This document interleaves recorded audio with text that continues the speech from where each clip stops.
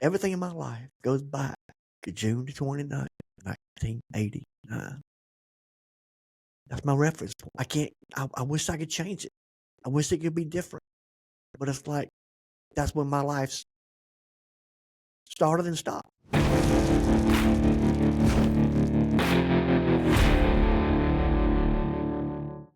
Men's Alliance is tribes across the nation that meet weekly for rugged outdoor workouts and real-world devotions around a fire.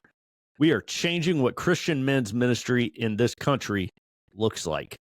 And when you're ready to challenge yourself physically and spiritually, join us at men'salliancetribe.com. Welcome to the Men's Alliance podcast. I'm Dave Mills Goose. Dusty Parker Shadow. And with us today, we've got Eric Dosty next. Ron Reese Ropes. All right, Ropes and Next. Next has been with us a couple times. You probably remember hearing his story from a couple different podcasts we've done. So he's returning, and this is Ropes' first time. So thank you, Ropes, for being here, brother. Today's topic is a tough one, and Next and Ropes are showing a lot of courage. I think you guys coming here. This is not an easy topic, and it's one that I find is I've just discovered over the past couple months how much this particular topic about men specifically and abortion is just not being talked about. It's being completely overlooked, and we're being told this lie that abortion is a women's issue, which is, when you think about it for more than about 1 second, you realize how utterly flawed that is. It takes two people to make a baby. It takes a man and a woman. And so when anything happens to a baby, no matter what it is, anything at all that happens to a baby is going to affect both the mother and father. So we're doing a tremendous disservice to men to pretend that abortion is a women's issue. It's a human issue because it's a human life that was created by a man and a woman. So a lot of times the emotional toll that it takes on the man is completely overlooked. I wouldn't even say a lot of times, like 99% of the time. And so that's something we want to talk about today on the podcast. This is not just a podcast about abortion. This is a podcast about men and abortion and how it affects men. So with that kind of being said, again, thank you guys for being here. I know this is not an easy topic, but it's so important that's why I think it's so necessary what you guys are doing here today, because you guys represent tons of men, right? For the two of you sitting here, you are representing, millions of men around the world who have gone through what you're doing or what you've gone through, but they've never done what you're doing. They've never given voice to their feelings like you guys. So I just thought I'd just kind of kick things over to you guys and just share some of your story, as much or as little as you want to, about how abortion has impacted your lives, and just tell us some of your story. My late wife and I, we were high school sweethearts, and Misty had systemic lupus, and during that time, she was at the Baptist Winston-Salem, the hospital, which is the research center for the world for lupus. And she was in the hospital for 90 days. Wow. And while she was there, she died 3 separate times. One particular time was to be another podcast when she went to heaven. She spoke to Jesus. That's another issue. I'd love to hear that story. Let's do another podcast. It is an amazing story. Okay. Anyway, Misty and I, Misty were still juniors, seniors in high school. Well, after high school, I proposed to her and got engaged. Well, she's still going back and forth to the hospital up in Winston-Salem. And the doctor seen a ring on her finger and said, y'all going to get married. They congratulated us. And they advised us not to have children. Well, about 6 years later, we did get pregnant. And Misty was sent to a high-risk pregnancy. And this is because of the lupus? Because of the lupus. Yeah. The doctors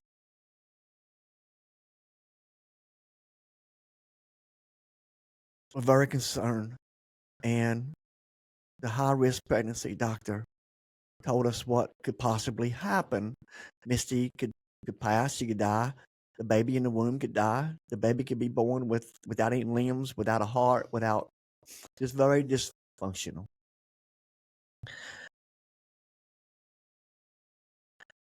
But still, as believers, Misty and I, we still believed in a God of healing.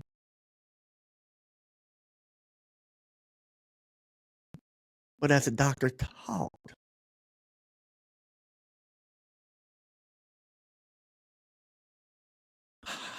I made a decision. I mean, he wouldn't tell us what. It would have been easier if he would have told us what to do. I made a decision to terminate the pregnancy. And Misty she just broke down. She wasn't expecting that.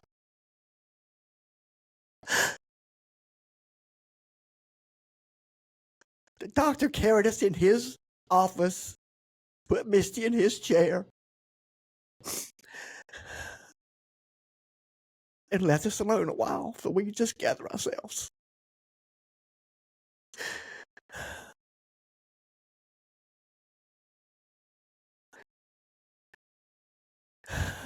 It's a decision that has never, ever. I can't get it to leave. I can't get it to go away. I can't get it to soothe. June the 29th, 1989 is by far the worst day of my life.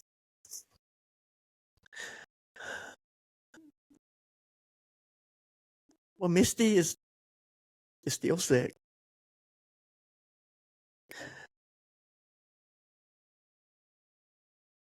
All through until her passing, we never got pregnant again. May the 30th, 2009 is when Misty passed. About 3 weeks prior to her passing,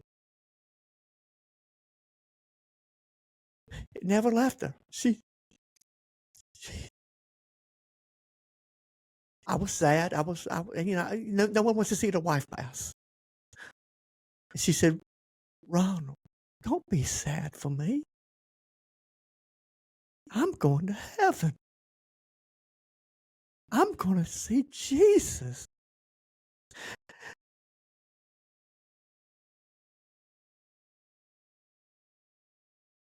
I'm going to hold Elizabeth Renee.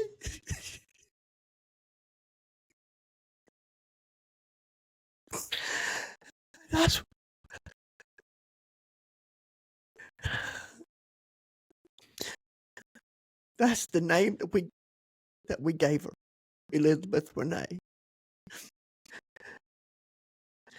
After Misty passed,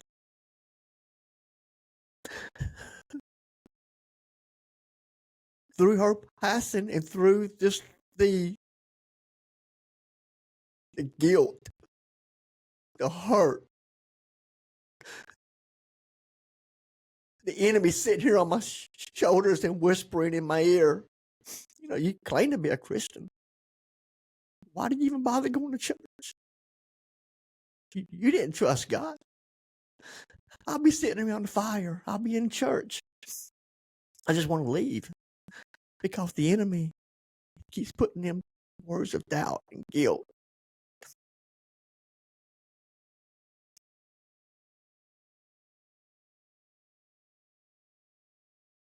My company transferred me from North Carolina to here in Richmond. So I got an apartment.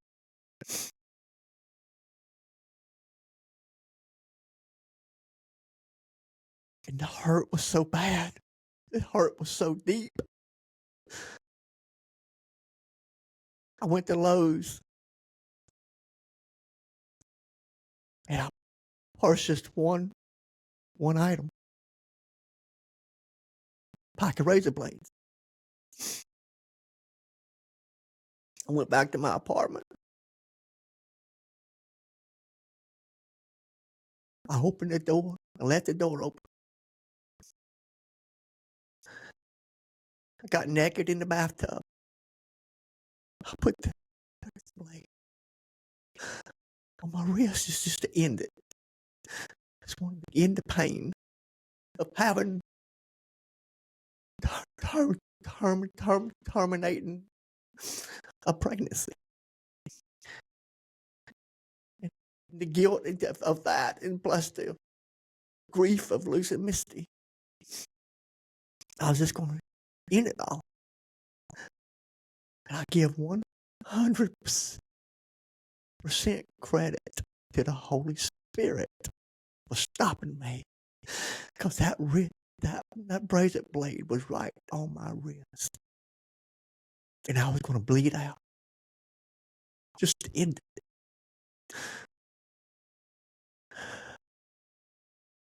Still, it's been 35 years. The pain is still as real as it was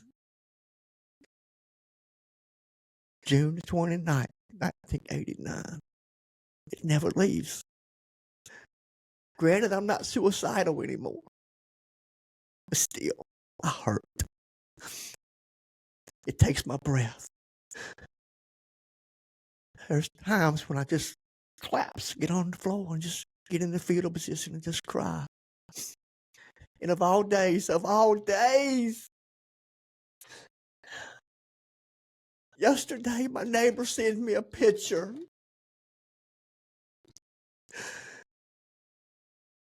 They have a baby. I mean, I congratulated them, but still, it's just so hard looking at that. 35 years later, it still takes my breath.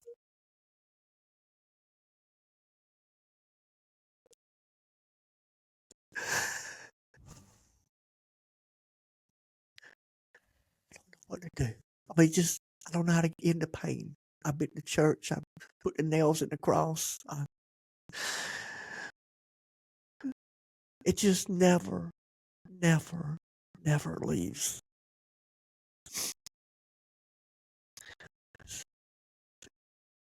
It's hard. Ropes, have you ever told the story like you just did now before? Have you ever said all this before? I did a devotion once around the fire. And the devotion was as we, just a little bit of my life, but it was more on how as Jesus, I guess I was giving a devotion to myself as well. Sure. Yeah. I was feeding myself. Mm-hmm. Jesus carried, he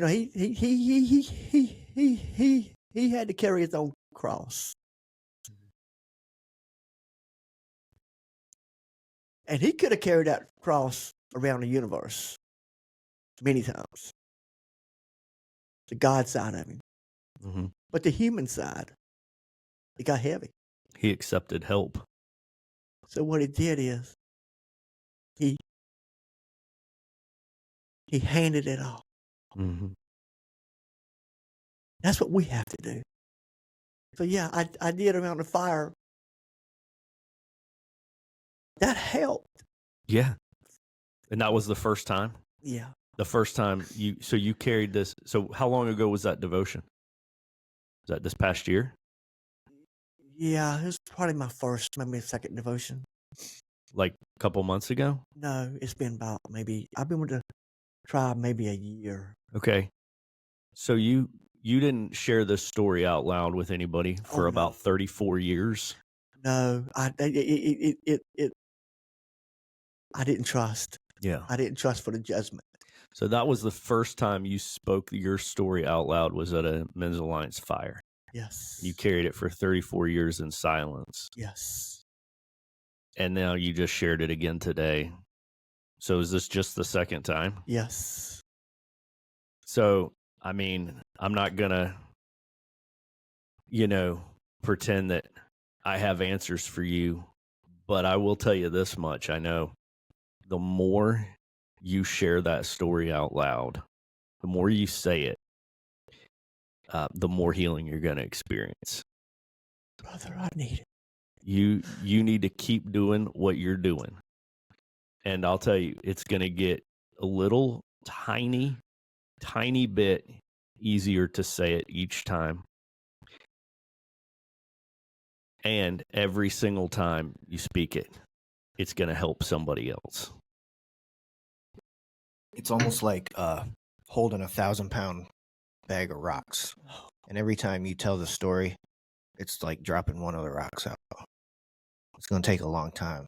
Man, But it just gets a little bit lighter every thank you time so you tell the much. story. Yeah, for sharing that today. Yeah, that was incredible, man. Well, had it not been for the Men's Alliance, I would have never shared it. I mean, never, because those guys, the guys around that fire, I trust them. How did Men's Alliance find you? Say it again. How did Men's Alliance find you? We had a Men's Day at Hope last year. Yeah. And I'm always early. I mean, wherever I go back, I'm early. And I was riding by, and there was some guys out there around the fire. What are they doing there? So I was going to go to Hope to Men's Day. It's early in the morning. So I walk over there. Before I even got over there, they seen me coming. Come on over. Come on. Come on. And I didn't know what they were doing. And they just welcomed me. And that's when I started. That was my first day at Men's Alliance. Oh, that is awesome. Yeah. Saw the fire. I found it by accident. Yeah. By accident. Yeah. God Yeah, had a that's true. plan It for wasn't you by accident. when that fire was lit. He knew who was coming to it. Yeah. I did feel better after I gave my devotion. I felt like you said, a ton of weight lifted off of me. But it just don't last. You know, the enemy just puts the weight back on. Like yesterday when I received the pictures of the baby, it just all goes back. You know, I had a pastor preach a long time ago. Everybody has a reference point. Just as Christ, his reference point before death, after death. We have a reference point. Everything in my life goes back to June the 29th, 1989. That's my reference point. I wish I could change it. I wish it could be different. But it's like, that's when my life started and stopped.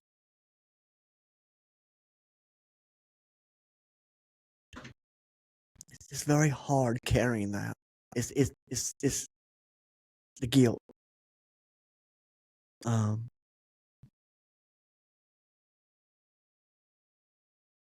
It's just very hard.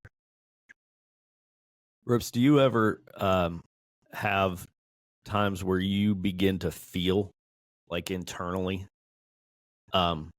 like it's that day, June 29th, 1989? Yeah.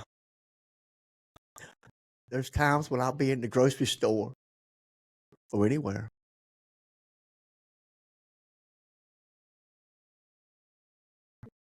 and I'll see a pregnant woman, Mm-hmm. it takes me back.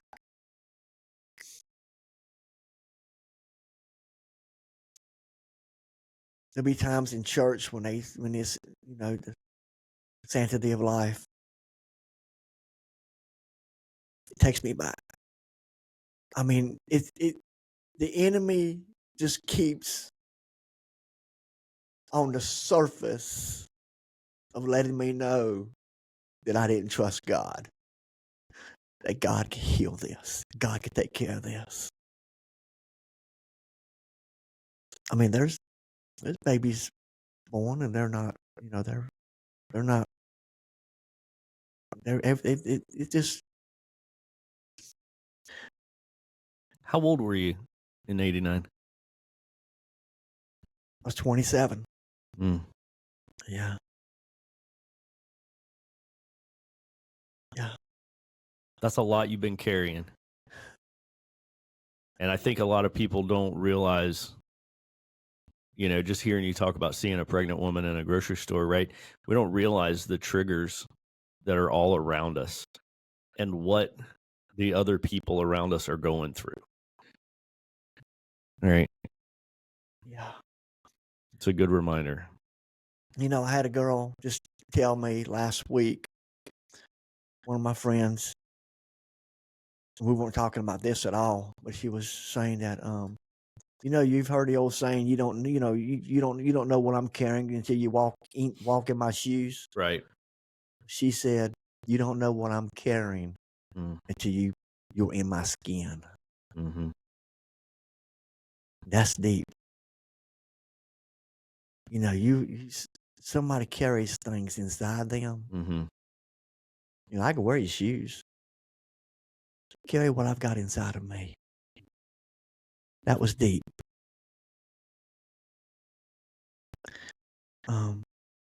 Yeah, we all of us are carrying something. It's just try to shake it off whenever the moment happens.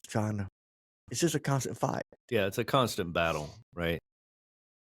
And it just never stops, Goose. I mean, it's just a constant battle. I'm fighting the enemy constantly. Yeah. Your description of how Satan is whispering, in your ear. That's a daily battle. It's a daily battle. It's not a one and done battle, right? And a lot of people think that when they give their life to Christ, that battle will be over. Or when they get baptized, that battle will be over.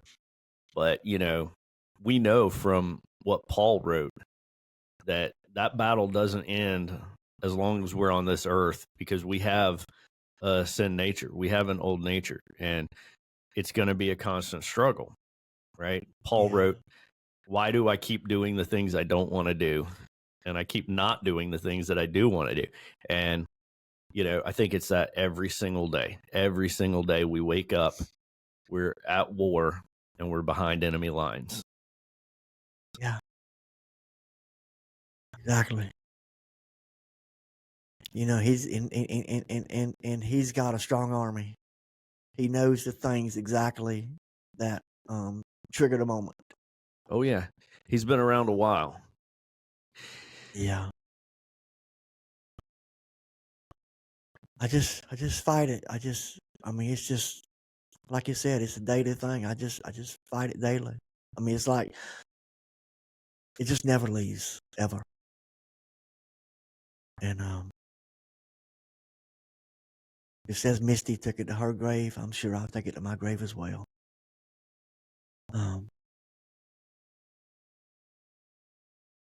It sounds like as you were recounting some of her last words, it sounds like she was saying that from a place of peace and joy. She was, and that's a whole nother podcast in itself about Misty. Misty knew she was going to die. Mm-hmm. Like when she was in the Baptist in Winston-Salem, she went to heaven. She spoke to Jesus. And she knew she knew that time was coming. Whenever she died, like three days before she passed, I remember hospice was. I took Misty to mom and dad's house,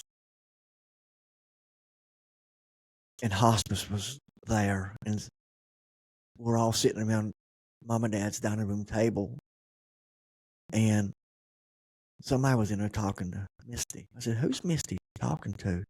I looked around the table, and everybody's around the table. Who's she talking to? And I went in there 3 days prior to her death. She got her arms raised, talking to Jesus. Hmm. Yeah, she was a really. She was a saint. Just very, very loving person. She, like I say, whenever in June the 29th, she wasn't expecting me to terminate it, expecting us to go on with it. Not saying that I was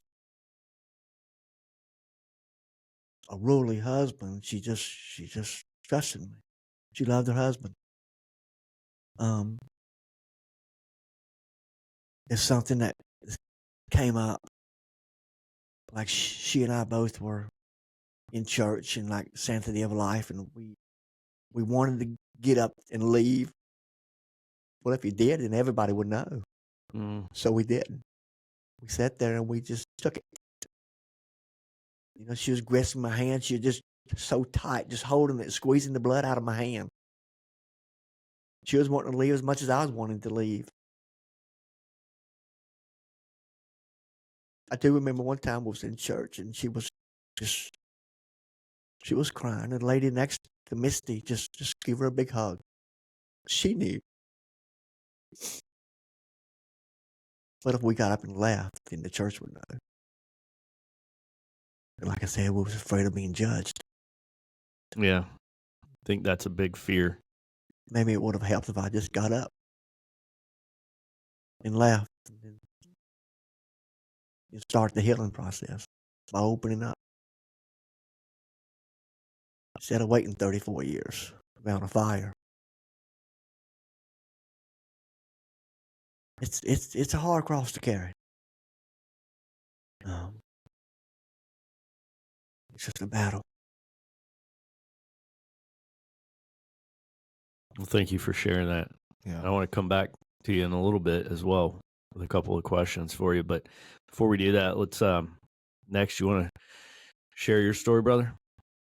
Yeah. So yeah, thank you very much, Ropes. I know I can definitely attest that when you share it more, when you have your testimony, it has less power from the enemy. And I'll start with sort of the beginning. I grew up Catholic, and our parents would bring us usually on Sunday. Sometimes we get the donuts and coffee and socialize afterwards. But we weren't nearly as active as some of my friends or relatives. And I just want to say I thank my parents for giving me a foundation. And I will say when my foundation, when I left high school and joined the Navy, was pretty sandy. And then once I got into the Navy and then into my first few units, it was kind of not going to church anymore. I just drifted into the world. And the world has certain temptations and pleasures that a man who's not following God will want to taste. That's for darn sure. And I was probably pretty typical American 19-year-old, 20-year-old boy, and just trying to date as many women as I could and focus on my career. And that drift becomes pretty big over time. So it was probably around 21 years old. I was just started into the Naval Academy, and it was that first summer where you get a little bit more freedom. They treat you kind of almost like a recruit again. So first boot camp, enlisted a little bit, then got accepted to the Naval Academy, back in a boot camp phase, and then that first summer. And I started to date a girl, and sure enough, we were having premarital sex, and it was a couple weeks later, at the end of the summer, she had told me, "Hey, something's wrong. I'm pregnant." And she was very vocal about her opinion was, "I can't have a baby." And something told me inside, that's wrong, to terminate this baby. But as a 21-year-old, claimed to be man at the time, I was listening to her and what society kind of sells people. And you heard the mantra back then, my body, my choice. And I just kind of was like, well, it is kind of more her decision. And I pretty much went along with what she said. She needed the money for it, and she wanted me there for it. At the time, I was at my home state, again, later on in the summer break, but I went back down to go visit her, drove with her to the facility. And I remember there was a man, as we pulled in, who asked us to roll down our windows and just wanted to pray for us. I didn't really realize why that person was there. And I'll get into my story later about this pro-life organization I'm associated with now. But she kept wanting to go into the parking lot, go into the facility. I had to wait basically in the lobby the entire time. And when she came out, she was a wreck. And we didn't really talk too much about it on the way home. I just kind of let her cry it out. And shortly thereafter, we kind of got back into our dating routine, and occasionally she would bring it up. But for me, it was a little bit out of sight, out of mind. And years later, I'll get into how it really plagued me, kind of like it did Ropes. But we didn't stick together. She's not my current wife, ex-girlfriend, many years ago. And she would call me occasionally after we broke up and ask me, "Do you ever think about the baby?" Again, for me, it was a little bit easier to disassociate because I wasn't following the Lord. And no, not really. And I would let her vent a little bit, and then slowly those phone calls became less frequently. I met my current wife, my wife Ashley, and as we got closer to our marriage, I did tell her about that.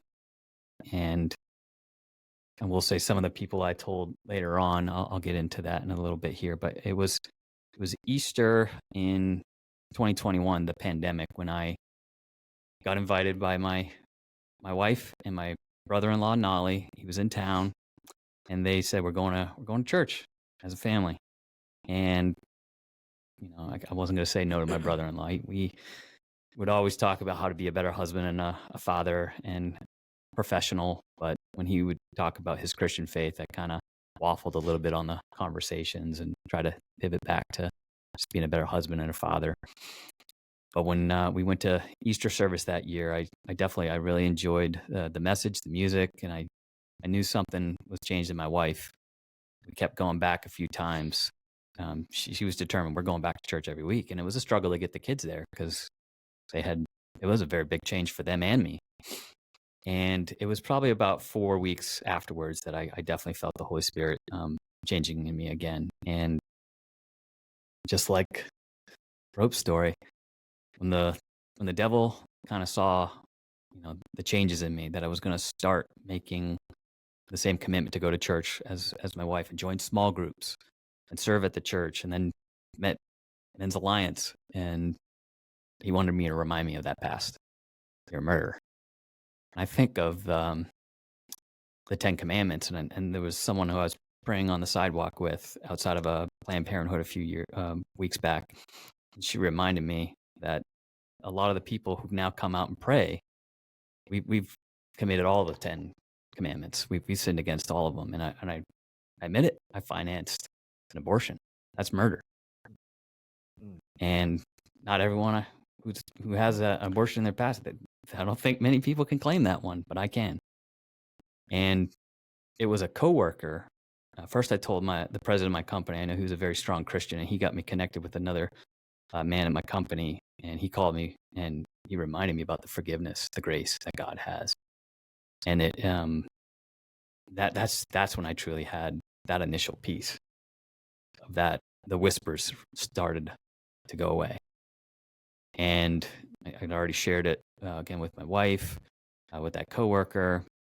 I reached out to the church staff, and we just actually, Ropes and I we saw him. The first person I told at the church was our pastor Joel, and I reached out and said, I want to kind of know what the church's stance is on pro-life and abortion, and I'd like to just share my testimony about this. And he encouraged me to share it more with men and Men's Alliance, and he assured me that the church is pro-life.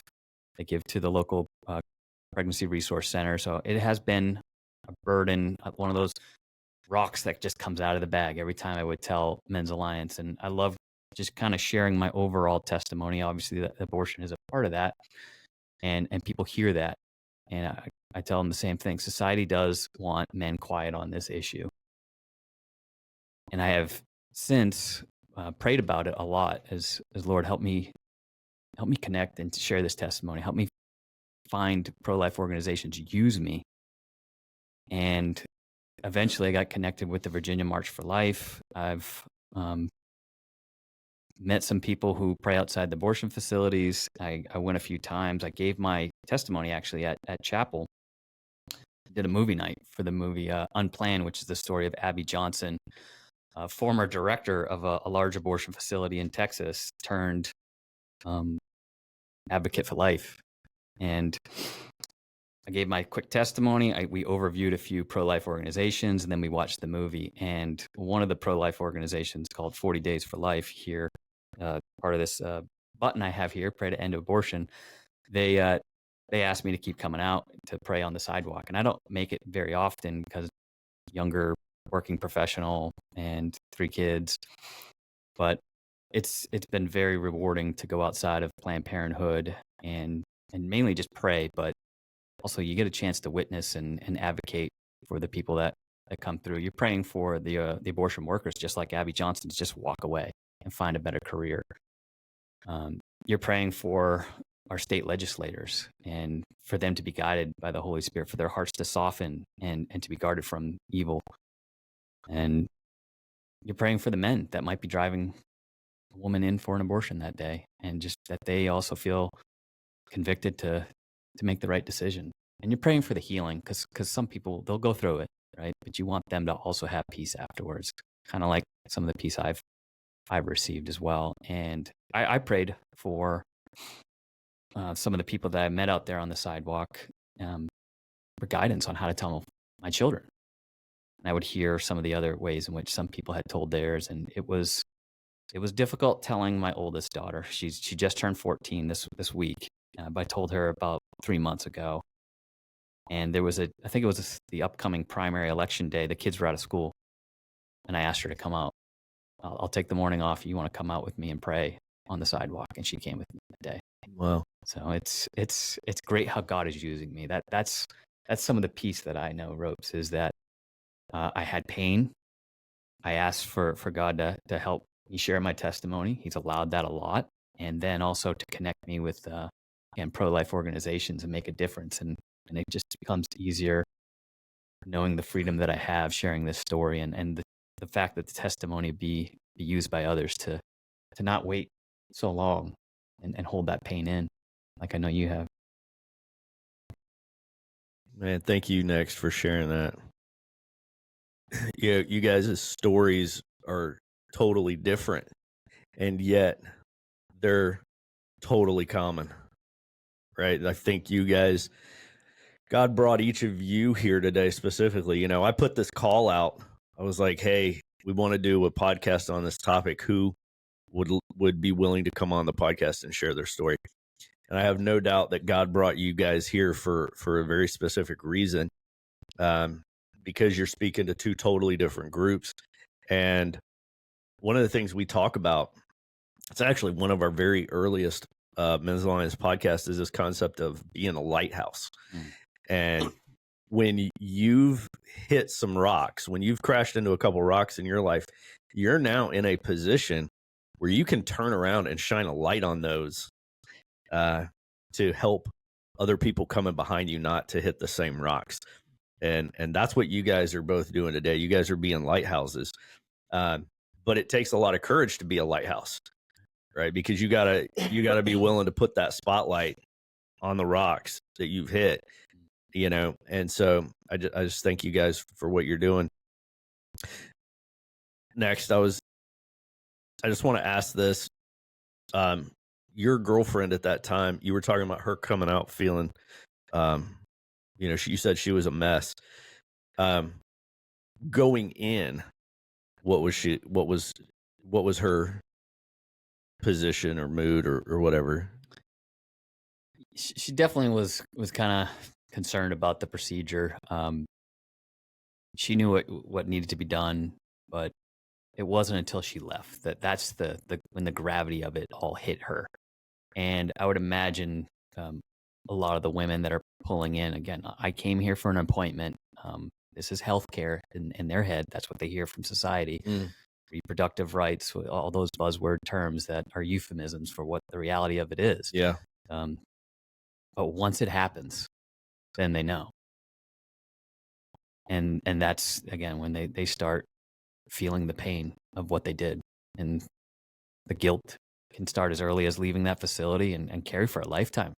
So, yeah, man, I think that's so important for us to highlight here, is that, just like you said, it's a euphemism. The world is lying to us. The culture is lying to everyone, but especially to women, right? Telling them things like, it's healthcare, and then all these euphemisms: my body, my choice, terminating a pregnancy. That's just a phrase to not use the correct terms, right, about what's happening. And I think it's important for people to hear that it is a huge deal, right? And I think that's one of the things our listeners are going to take away from hearing your story, especially you, Ropes, because, it was like, I think you said like 35 years, right?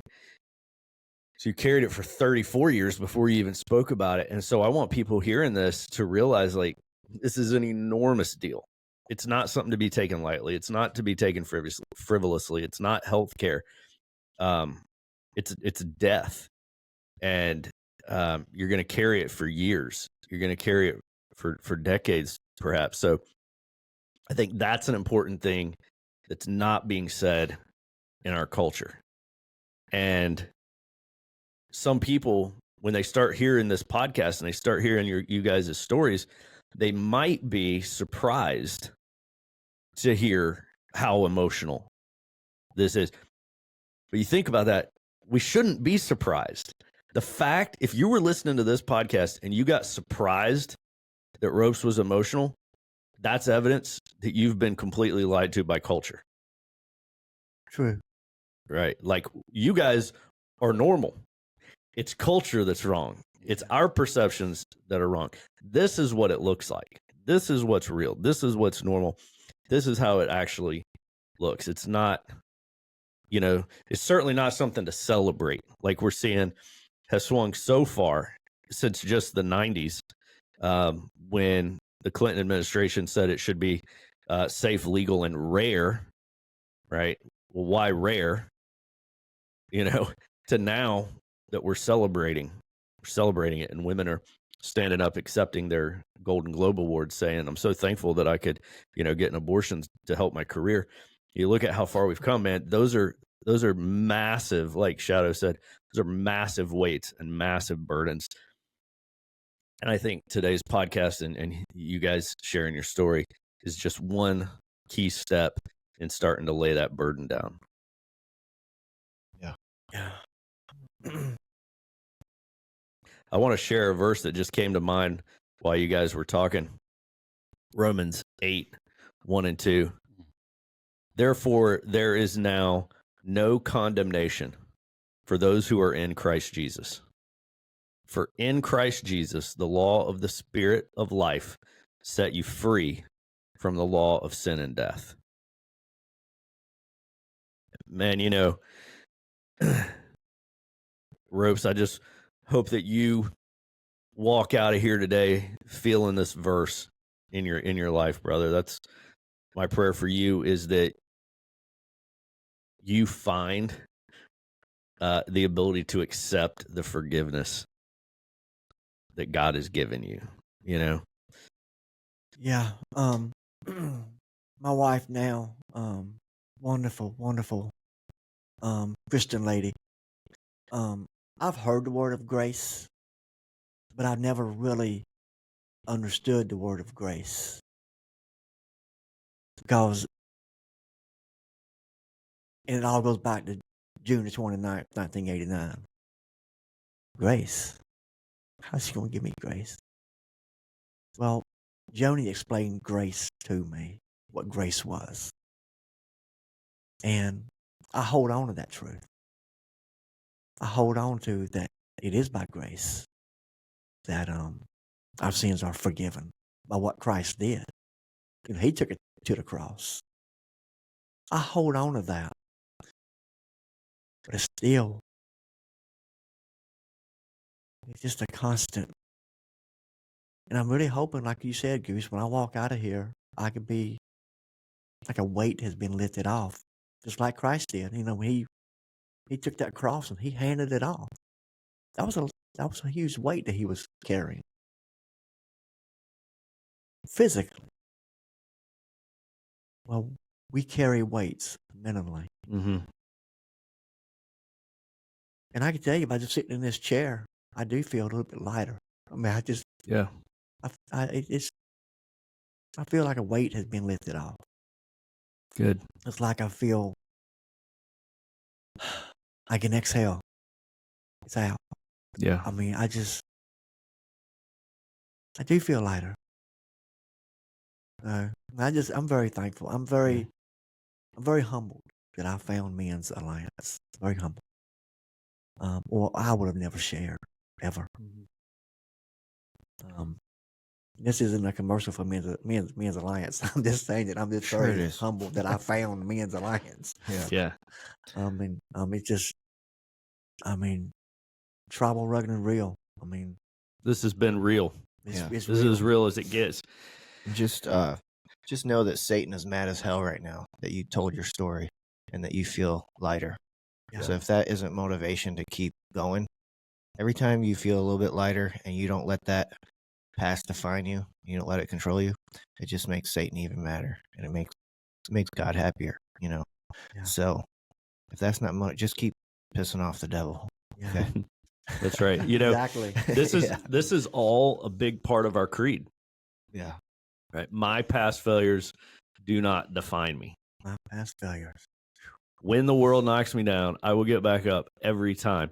And the every time is in there because it's a daily thing. Yeah. It's not like when the world knocks me down, I would get back up, the end. You know, it's like over and over every single day, get back up. Don't let that define you. And like I said, Satan's been around a long time. He knows exactly each of our pressure points. He knows the worst thing to say to me. He knows the worst thing to say to you. And all we've got to do is start recognizing it for what it is.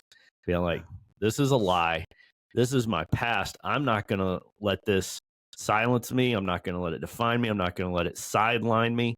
I'm going to get back up every time because there is no condemnation in Jesus Christ. I have been set free.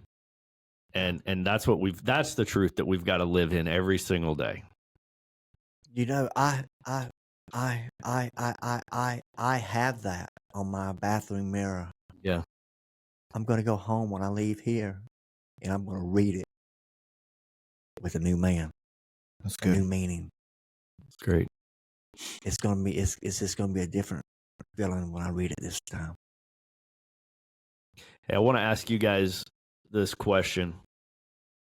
If you could go back in time right now, to you in June of '89, and you when you were driving the car, what would you say to your younger self? What would you say? What message would you speak into the ear of that younger you? I wouldn't do it. Nobody in my family. I got 3 brothers and a sister. My mom and dad. Nobody knew it. I didn't tell a soul. Nobody knew it. Well, so I didn't have anybody to share it with. I just had to talk to myself. Had I had to do it over again, when Misty told me she was pregnant, I just shouted. I'd have called everybody, let them all know. But no, the fear of what the doctors told us. I believed the doctor. I believed the enemy sitting on my shoulders. I would believe in God. I wouldn't ever, ever, ever advise anybody to get an abortion. Ever. I mean, the consequences. And you may not have consequences tomorrow, but one day, I promise you, you're going to find yourself on the floor in the fetal position, crying. It's going to happen. When it hits, it's going to be hard. Pastor just said, you never take anybody anywhere where you haven't been yourself. Brother, I know what the pain is. It's hard pain. Yeah. So yeah, it would be different. Had I knew I had to carry this for 34 years, here I got to sit here at Men's Alliance and make this podcast. No, I wouldn't do it. I've just been a nervous wreck just knowing I was going to make this podcast. I know it was hard for you Yeah. in our emailing, and I'm thankful that you came here and you shared that. Yeah. Next, what would you say to yourself? Say, you're going to regret it. She's going to regret it. Now that I'm so connected with pro-life organizations, there's alternatives. Adoption, one of the easiest ones. There are families out there that are willing to redeem the mistake that you had. There's stories about that in the Bible about how there is redemption for us. And even though it wasn't the correct thing for you to have premarital sex, that there is a family out there willing to take that child and give it a good home, give it love that you weren't prepared for. And I want to mention something similar to Ropes, and I have texted recently too, and he talked about getting down on your knees and crying. It was about 3 months ago that the family was getting ready for church, and I broke down myself too. Only my wife really saw me. The kids were still upstairs getting ready, but like, it was just, I don't think I've ever really cried out of gratitude for the blessings God has given me. I have 3 beautiful children, an amazing wife who loves the Lord, and He has given me that grace. And it was just like a beautiful cry of, I feel undeserved, but thank you for your grace. Because I just don't deserve everything that I feel blessed with. I'm healthy. I have a fairly good career. And again, the children are amazing. And I've sinned in the past, and you forgiving me with Jesus dying on the cross. For all the terrible things I've done, not just that, but all the other terrible things. Like, just thank you. And I would tell myself that too. You will regret it. There is grace. That's so powerful. Yeah. You know, one of my, we talked about euphemisms, and one of the ones that I think is super insidious. You hear a lot of Christians say this, but I want to start working to destroy this euphemism. Is the phrase "bring a baby into this world"? You'll hear people say, "We just weren't ready to bring a baby into this world," or "We're just not sure if we're ready to bring a baby into this world." The baby is already in this world. Yeah. And that's what I want Christian men listening to this to understand. It's too late to make that decision. That baby's here. That baby is in the world. We've got to stop saying that it traveling through the birth canal doesn't bring it into this world. It's already in the world. It's already a living human baby with a soul that's loved by God. It's here, right? It's here right now. It's not a matter of do we bring it into the world. It's a matter of do we keep it in the world. And I'm saying this for the men listening to this.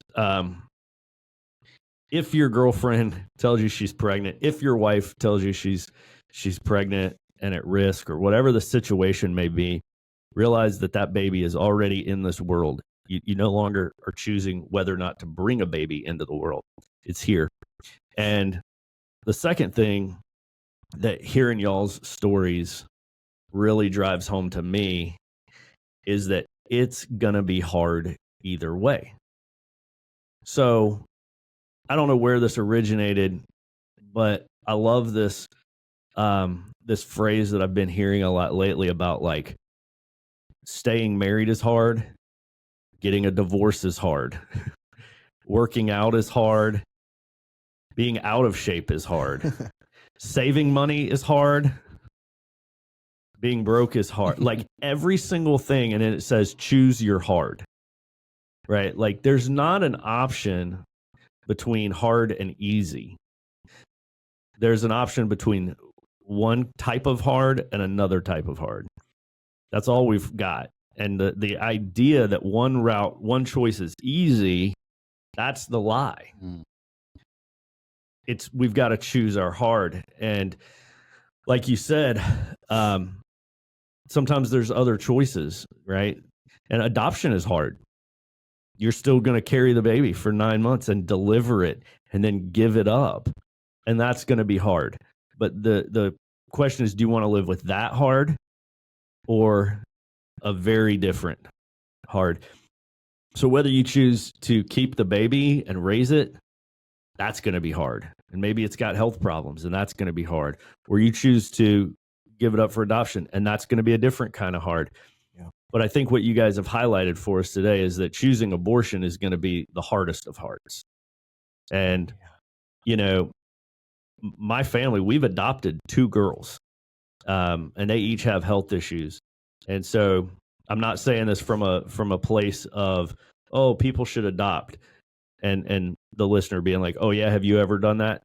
I think we've got to, and we need to do a podcast on adoption. I know we've had a lot of guys in MA that want to do that one, so maybe that'll come up following this. It'd be a good topic, like you said. Next is that's an option, right? It's not just a matter of abortion or raise this child. You can also put it up for adoption. There's so many people wanting to adopt. We've got a lot of guys in MA who have adopted, and there's people who are adopting special needs kids. So whatever your situation is, there's going to be a better choice than abortion. And I think that's what listeners are taking away from this. And then also the fact that abortion is a men's issue.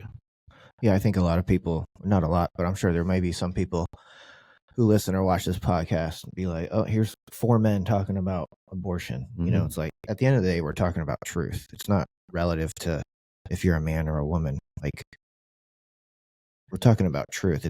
Abortion is wrong, And I think some people, when they have a baby out of wedlock, or a woman gets pregnant as a result of rape, it's like, oh no, like a baby is a bad thing. Like the pregnancy is the worst thing that comes out of something, when it's actually, that's the one positive thing that comes out of a mistake. It's like getting pregnant's a miracle. It's like the one positive thing is like a life was created out of this mistake or this bad situation. And instead of celebrating that and thanking God for it, it's like, oh, that we got to get rid of it so we can just forget this happened. It's like when God, tries to bring a positive out of a bad situation, we're being told that, let's get rid of it altogether instead of celebrating it. I think you brought up a good point too. Yeah, the devil doesn't want 4 men talking about this. Right. The devil doesn't want us talking about truth. Oh yeah. Right. Yeah, he wants the status quo of what the world is trying to, and all the euphemisms that currently talked about for pro-life and abortion. Oh yeah, this is going. What we're doing right here today is going so against the cultural narrative of men shouldn't talk about abortion. Even the word fetus. They've Yeah, trained that's people to say yeah. the word fetus instead of baby. And fetus, I believe, is just the Latin word for baby. Yeah. And you know, that's a part of dehumanizing, right? Exactly. And we've talked about that. Yeah. But you think about it logically, if you're listening to this and you're thinking that abortion is a women's issue, just think about, would you think that it's a women's issue for a man to lose his 12-year-old son? Right. Of course not. Nobody would say that's a women's issue. We would all expect for a man to feel tremendous amount of pain if he loses his 12-year-old son or daughter. What about his 6-year-old son or daughter? What about his 1-month-old son or daughter? What about his 1-day-year-old son or daughter? You see, it doesn't matter the age of a child. And I think when we put it into that perspective, it becomes crystal clear that this is a men's issue. The age of a human does not determine their level of importance. So whether a baby is a minute old or a day old or 20 years old, if that dies, that's going to affect the dad as much as the mom. So that's why it's important for us to talk about this. And remember, even before it's traveled through the birth canal, it's still a couple months old. That's what I was going to say. It's been in the world already. It's not a matter of bringing it into the world. Like I said, it's here. So I want us to start in Men's Alliance normalizing the pain of abortion as a men's issue. Yeah. This is a men's issue. And like I said, for the two of you sitting here talking about it, there's a ton of men around the fire that are still carrying that pain, that haven't spoken up yet. And I want men listening to this to hear y'all's story and realize, guys, your healing begins when you start saying it out loud, when you start telling your story, when you start opening up and being real. That's when you stop carrying the burden by yourself. Yep. That is such a true statement, because right here, sitting in this chair, I feel like a weight has been lifted off of me. It's good, man. I mean, just like in your face, Satan. That's right. I mean, it's just like I just feel lighter. That's so good. Good. Yeah. Yeah. Thank you, Next, for coming on. That was really good. And just to your point, Goose, I was going to say, we've been trained by society to, when a baby's born, to be, it's 1 day old. It's 2 days old. It's 9 months or whatever. Yeah. How long you've been pregnant, you know? That's it's right. Like, my baby's 9 months old. Yeah, it was born yesterday, but it's 9 months. I think society has trained us to talk like that, to not give it, to not give the baby humanity until it's born. So we actually ought to celebrate Conception Day. Yeah, exactly. I think we should. Yeah. Yeah. Yeah. Closing thoughts, guys. Give you the chance to get in your last words, thoughts, or comments to listeners. My closing thought is, if and like you said, Goose, there are men. I mean, we have a lot of tribes here. There's a whole lot of men. Open up. Get it off your shoulders. Get that weight off. I've always been feared of being judged. By how I, what my thoughts, by having an abortion. And I don't even like using that word, and I just used it. I'd rather use the watered down word is determination. But either or, get it off. And get that weight off. Start living life. That's great, man. And I'm glad to hear that you feel lighter. I do feel lighter. It's awesome. When you start feeling heavy again, you come back on. All right. Next.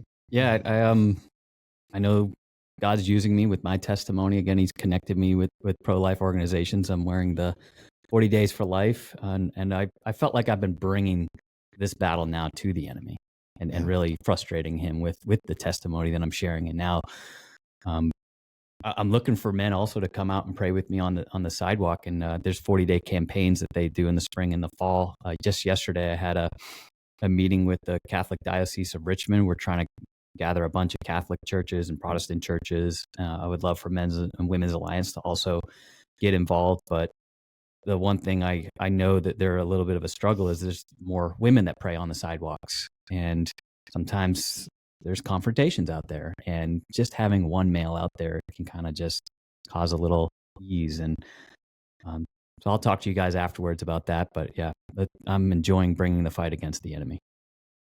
And that's awesome, man. 40daysforlife.com. And we'll put that link here in the show notes. I think it's awesome what you're doing through that organization. And that's truly being that lighthouse. One other organization I wanted to share about, they were set up at the Ignite conference right across the walkway from our booth, an organization called Deeper Still. And deeperstill.org, I'm going to read this on their website. It says, men also carry the wounds of abortion. You've always been told abortion is a women's issue. Whether you had a choice or not, you are still a father and your heart matters. Freedom from the wounds of abortion is also for you. So, men, there's another resource for you. Check out deeperstill.org. They're paying attention to this as a men's issue as well as a women's issue. And they actually offer retreats for fathers who have been affected by abortion. And it's one of the things I wanted to tell you guys about. And they're free. So you can find a retreat near you. They have them all over the U.S. And I thought that their booth and what they were doing was awesome. So I wanted to just give them the shout out, deeperstill.org, and we'll put them in the show notes as well. So lots of great resources out there for men and women who've gone through this. Thank you guys again for being on here today, for being courageous, for sharing your story.